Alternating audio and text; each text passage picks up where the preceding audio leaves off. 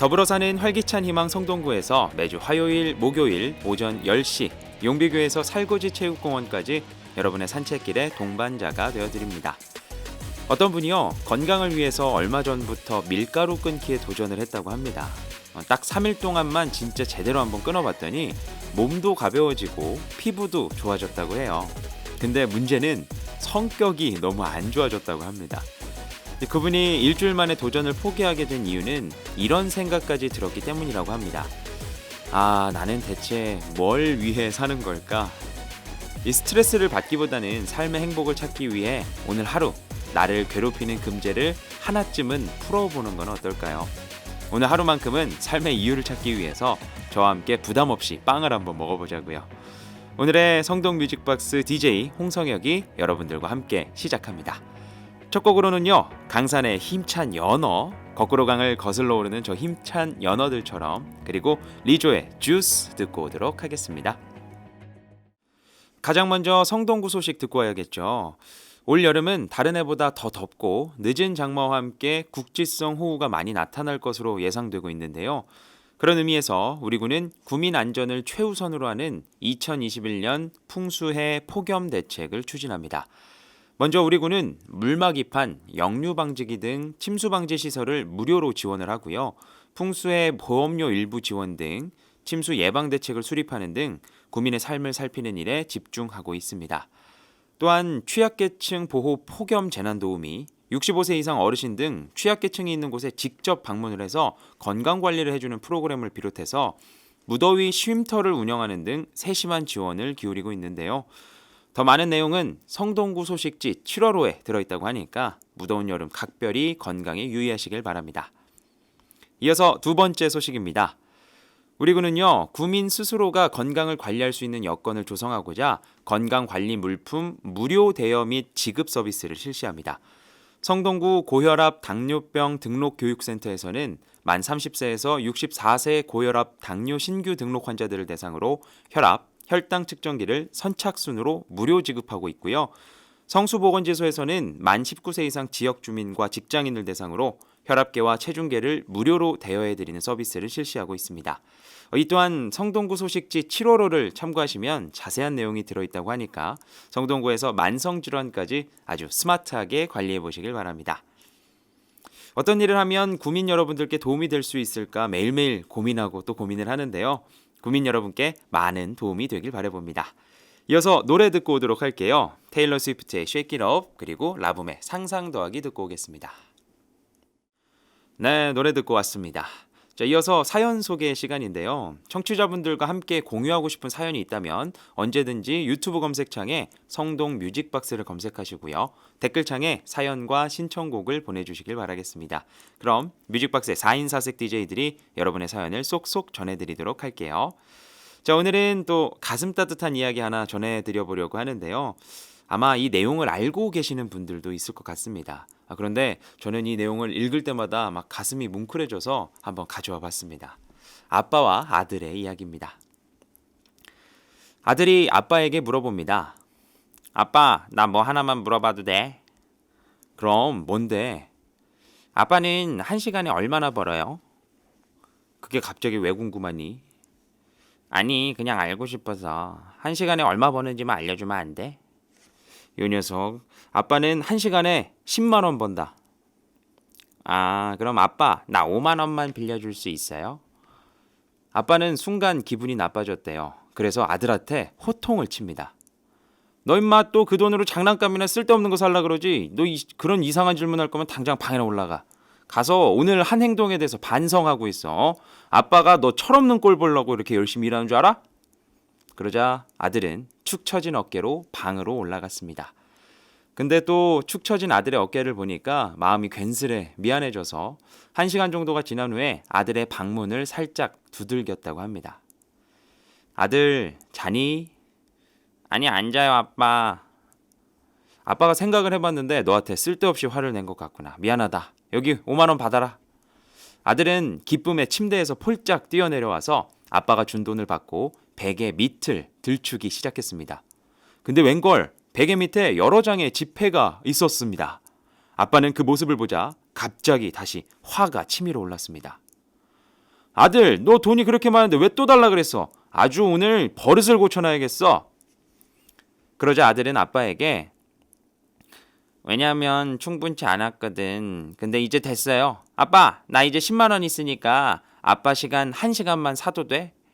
내일만 일찍 와서 엄마랑 나랑 셋이 다 같이 저녁 먹자. 참 다시 읽어도 괜히 감동적이고 또 이렇게 괜스레 이렇게 살짝 눈물이 고이는 건 왜일까요? 이 아버지 마음이 정말 얼마나 아들이 예뻐 보이고 또 사랑스럽고 이 아들한테 얼마나 미안했을까요? 근데 또 이런 생각을 하게 됩니다. 아들을 먹여 살리기 위해서 고생하는 아버지의 모습이 떠오르면서 만감이 교차하게 되는데요. 그런 의미에서 우리 아버지들을 위한 노래 보내드려 보도록 하겠습니다. 김진호의 가족사진, 정은지의 하늘바라기 보내드리겠습니다. 네, 분위기를 바꿔서 이번 시간은 갑자기 툭 튀어나오는 상식, 갑툭상 시간입니다. 오늘은요, 아름다운 우리말에 대해서 알아보는 시간을 한번 가져보려고 합니다. 한자어가 섞이지 않은 순 우리말이 아니라 우리나라에서 자주 쓰는 말들인데 궁금했던 말들, 또 한자어인데 이게 어쩌다가 이런 뜻으로 쓰이고 있는지 이렇게 들으면 이거 예전에 들어본 적이 있어 하는 그런 단어들, 너무나 잘 아는 익숙한 단어인데 어쩌다 이렇게 쓰이게 되었을까요? 궁금해지는 단어들 몇 가지 소개해 드리려고 합니다. 먼저 첫 번째, 까불다입니다. 많이 들어보셨죠? 정신없이 사부작대는 사람들, 막 쓸데없이 장난치는 아이들에게 많이 쓰는 말이죠. 근데 이 말의 어원이 굉장히 흥미롭습니다. 예전에 곡식을 고를 때 그 키에다가 올려놓고 막 골랐었잖아요. 저도 어릴 적 이 키를 막 흔들었었던 기억이 있는데 이 돌멩이들이랑 곡식을 구별할 때 키를 흔들어서 잔물들을 날려보냈습니다. 근데 그때 이 키질을 하는 것을 까부르다라고 이야기했대요. 키질을 하면 그 위에 곡물들이랑 막 돌멩이들이 이리저리 뛰어다니잖아요. 그래서 그런 느낌에서 아마 까불다라는 말이 생겨나지 않았나라고 또 설명이 되어 있더라고요. 자, 두 번째는요, 다반사입니다. 어떤 일이 자주 일어날 때 그건 일상 다반사야라고 이야기하곤 하잖아요. 근데 사실 이 단어는요, 불교에서 사용하던 용어라고 합니다. 불교에서 평소에 차를 마시고 밥을 먹는 행위를 다반사라고 이야기했대요.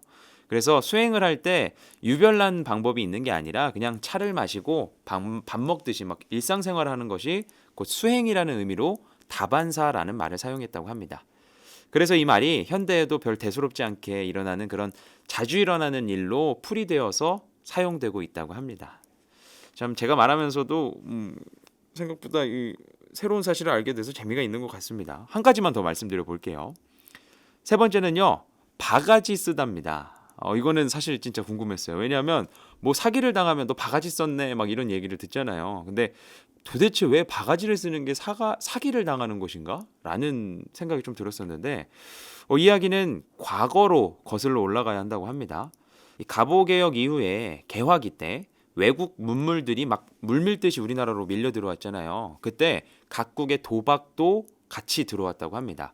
그중에 일본에서 들어온 화투, 그리고 중국에서 들어온 마작이나 십인계라는 도박이 대표적이었다고 해요. 근데 그 중에서 십인계는 1에서 10까지의 숫자가 적힌 바가지를 이리저리 섞어서 엎어놓고 각각 자기가 되고 싶은 바가지에 돈을 걸면서 하는 그런 도박이었다고 합니다. 그래서 물주가 특정 숫자를 대면 그 수가 적힌 바가지에 돈을 댄 사람은 못 맞춘 사람의 돈을 모두 갖고요. 만약에 손님들이 다 못 맞추면 물주가 그 돈을 다 가져가는 방식이었다고 합니다. 그러니까 바가지에 적힌 수를 못 맞출 때 손해를 보기 때문에 이때 바가지 썼다라는 표현이 나오게 됐다고 해요. 이 밖에도 또 재미있는 표현들이 많이 있었는데 오늘은 이렇게 3개 정도만 전해드리고요. 다음번에 또 기회가 된다면 전해드리도록 하겠습니다. 이어서 노래 듣고 와야겠죠. 거북이의 빙고, 그리고 블락비의 잭팟 듣고 오도록 하겠습니다.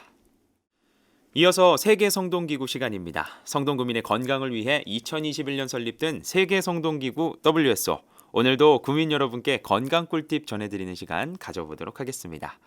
이 WSO가 궁금하신 분들, 또 나만 알고 있는 건강 꿀팁들이 있다면 성동구청 성동뮤직박스 댓글창에다가 글을 남겨주세요. 그러면 청취자분들이랑 함께 공유하는 시간 가져보도록 하겠습니다. 자, 오늘 제가 여러분께 전해드릴 내용은요, 바로 마늘입니다. 생마늘이 좋은지 구운 마늘이 좋은지 과연 이 둘 중에 어떤 게 좋은지를 알아맞추는 게 오늘 WSO의 내용이라고 보시면 될 것 같아요.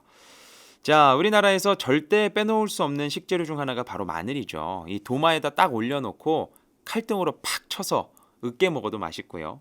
싱싱한 상추에다가 마늘 하나 구워서 고기랑 함께 싹 싸 먹으면 생각만 해도 군침이 돌죠.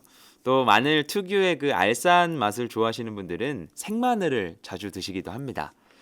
막 그래서 이 드라큘라나 악귀를 퇴치하는 것으로도 알려져 있는데 이 마늘에 대해서 오늘 살짝 또 알려드려 보도록 하겠습니다. 보통 이런 생각들을 하실 거예요.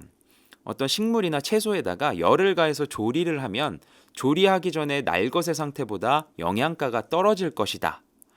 그래서 보통 원상태 그대로 먹는 것이 훨씬 건강에 좋을 것이다 라는 생각들이 지배적인데요. 이 마늘은요, 구워도 몸에 좋고 안 구워도 몸에 좋다고 합니다. 근데 재미있는 점은 안 구웠을 때의 효과랑 구웠을 때의 효과가 조금 다르다는 점이에요. 이 마늘을 구성하는 영양 성분은 자잘한 것까지 다 포함을 해서 약 400여 종 정도가 된다고 합니다. 그래서 수분은 60%, 단백질은 약 3% 정도가 들어있다고 하는데 이 마늘에는 우리 몸에 필요한 필수 아미노산이 모두 포함이 되어 있어서 건강에 무조건 좋은 음식이라고 이야기를 드릴 수 있을 것 같아요. 그래서 이 마늘에 열을 가하지 않고 생으로 드시면요, 알리신이라는 성분을 많이 섭취할 수 있다고 합니다. 이 마늘의 대표 성분 중 하나예요. 항균 작용, 항암 작용, 당뇨, 치매에 효과적이고요. 기생충을 죽이는 효과까지 있다고 알려진 성분입니다. 그런데 이 마늘을 만약에 굽게 되면요, 이 알리신이라는 성분이 급격하게 줄어든다고 합니다. 그래서 구운 마늘을 먹으면 건강 성분이 더 떨어지는 게 아닌가라는 생각이 들 수도 있게 되는 거죠. 하지만 이 마늘은요, 슈퍼푸드의 위용답게 구웠을 때 또 다른 이점을 가지게 됩니다. 바로 아조엔이라는 성분이 늘어나게 되는데요. 이 성분은 체내에 있는 노폐물을 배출하는데 아주 유리하고 또 신진대사를 원활하게 만들어줍니다. 항산화 물질의 활성도도 50배가량 높아지고요. 우리 몸에 유해한 산소 있죠. 그 활성산소. 이 활성산소를 줄이거나 없애주는 폴리페놀과 플라보노이드의 활성도도 몇 배나 높아진다고 합니다. 또 알싸한 맛을 싫어하시는 분들도 부담 없이 먹을 수 있게 당도 자체가 한 7배 정도 올라간다고 해요. 그래서 알리신 성분이 적어지기는 하지만 구운 마늘 역시 섭취했을 때 굉장한 도움이 된다는 거 여러분들께 전해드려 보겠습니다. 저도 사실 이 어릴 적에는요, 마늘을 입에도 못 댔습니다. 근데 좀 자라면서 이 구운 마늘의 매력에 푹 빠져버렸거든요. 몸에 큰 도움이 되는 마늘, WSO의 주제로 한번 소개해드려 봤으니까 오늘 집에 가서 맛있게 또 드셔보시길 바라겠습니다. 이어서 노래 듣고 와야겠죠. 요즘 TV에서 많이 보이시는 분이에요. 박군의 한 잔에, 그리고 빅마마의 거부 듣고 오도록 하겠습니다. 네, 이어서 성동 뮤직박스 오늘의 테마 음악 시간입니다. DJ들이 직접 그날의 테마 음악을 선정하고 있는데요. 오늘은요, 산책하실 때 아주 편안한 마음으로 산책 한번 하시라고 클래식을 준비해 봤습니다. 여름이 되면 한 번쯤 꼭 들어줘야 하는 클래식 중 하나죠. 비발디의 사계 중 여름입니다. 한국인이 가장 잘 알고 있는 클래식 작곡가라고 하면 꼭 등장하는 사람이 바로 이 안토니오 비발디인데요. 비발디는요, 물의 도시라고 불리는 이탈리아 베네치아에서 태어났다고 해요. 근데 칠삭둥이였대요. 그러니까 어머니가 갑작스런 지진을 맞아서 어떤 건물의 외벽에 배를 부딪히는 사고를 당했다고 합니다. 그런 바람에 비발디가 생각보다 일찍 태어났대요. 그래서 그런지 비발디의 몸은 평소에 좀 약했다라는 썰이 돌기도 했는데요. 이 비발디는 이발사 아버지 밑에서 자랐다고 합니다. 당시 이발소에서는 이발사가 손님을 위해서 노래를 하거나 연주를 해주기도 했었는데 비발디의 아버지가 그런 능력자였다고 합니다. 머리를 잘 자를 뿐만 아니라 바이올린도 잘 켰다고 해요. 그래서 어릴 적부터 비발디는 아버지에게 바이올린을 배웠고요. 어느 순간부터 음악의 꿈을 키우게 됩니다. 하지만 당시에는 이 엄격한 신분 제도가 존재했기 때문에 부모님이 비발디가 사제가 되기를 원했다고 해요. 그래서 어쩔 수 없이 비발디는 신학교에 진학을 했고요. 어릴 적부터 이 붉은색 머리를 가지고 있어서 빨간머리 신부님이라고 불리게 되었다고 합니다. 당시에 베네치아에는요, 버려지는 아이들이 많았대요. 카니발이라는 축제 아시죠? 그 축제가 그때부터 있었는데 아이들이 많이 태어났다고 합니다. 그 카니발 축제 기간이 끝나면. 그래서 사람들이 막 아이들을 버리고 갔대요. 그래서 베네치아 곳곳에는 이 카니발 베이비를 양육하고 교육하는 시설들이 많이 생겨났다고 합니다. 비발디도 그런 시설 중에 하나에서 일을 시작하게 됩니다. 그런데 음악에 재능이 있었던 비발디는 그곳에서 일을 한 것을 시작으로 피에타 병원에서 운영하는 피에타 음악원에서 아이들에게 바이올린과 음악을 가르치는 음악교사에 지원을 하게 됩니다. 그러면서 이 뛰어난 실력을 발휘를 하게 되고요. 피에타 음악원 학생들이 연주하는 음악회 수준이 너무 높아서 외국에서 찾아오는 사람들이 있을 정도로 끌어올려 놨다고 합니다. 그러면서 자연스럽게 음악을 작곡하는 사람이 되었는데요. 이 세계적으로 너무나 잘 알려져 있는 비발디와 사계, 그리고 그중 요즘 날씨와 딱 들어맞는 이 여름이라는 클래식 여러분들께 들려드리도록 하겠습니다. 감상하고 오시죠.